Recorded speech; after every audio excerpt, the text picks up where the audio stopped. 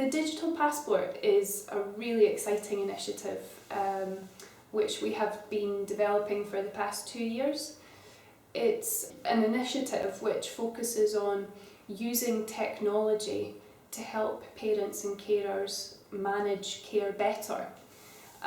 So we support parents and carers with profound disabilities.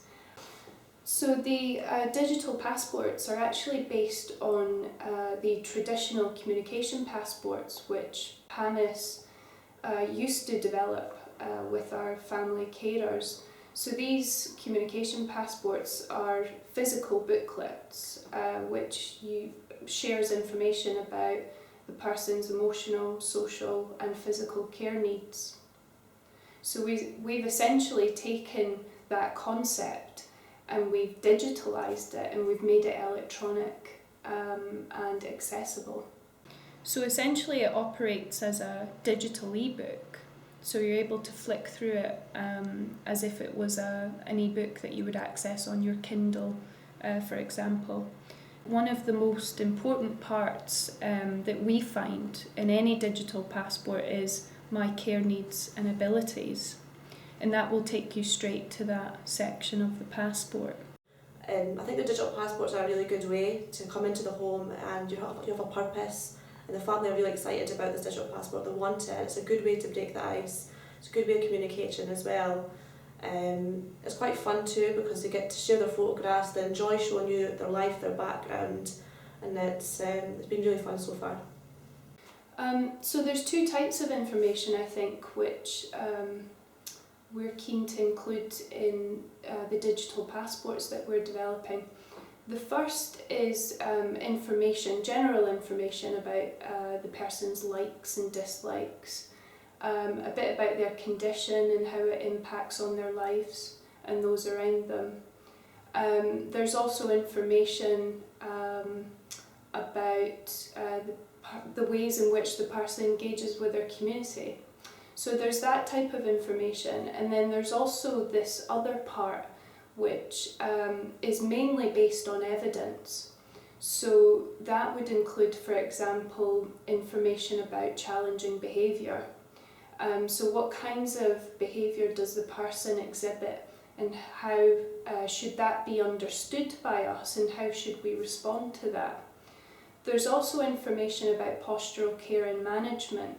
So in the groups of people that we work with, they often experience challenges with their physical health, of the ways in which their bodies are positioned.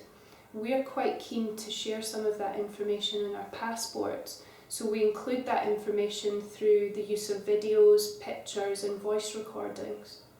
Digital passports are made with the help of the family. We go along, we ask a set of questions and try and get a bit of information about the individual's life.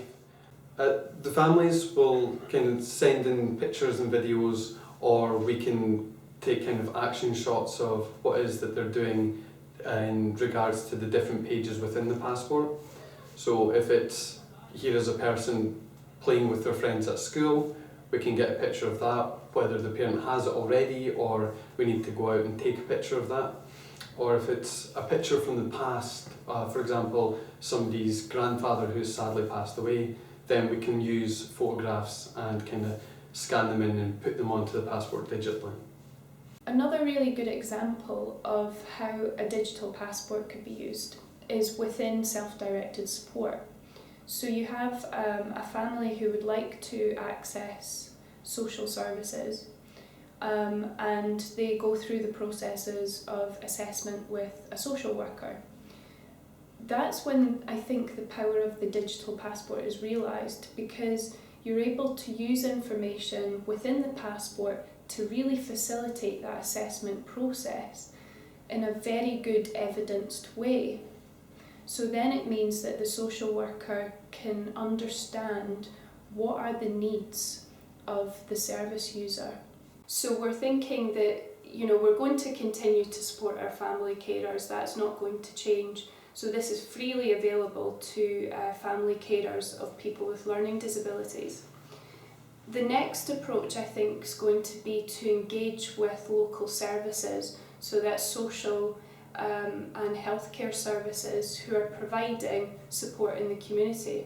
We want to see them engage with us, so we're going to provide training across the next 2 years. We're also wanting to make a bigger impact than that though. We want to see this being used across the UK and internationally, so we're wanting to engage with the likes of the NHS regions across Scotland, and we want to see this as being used as a model for other countries as well.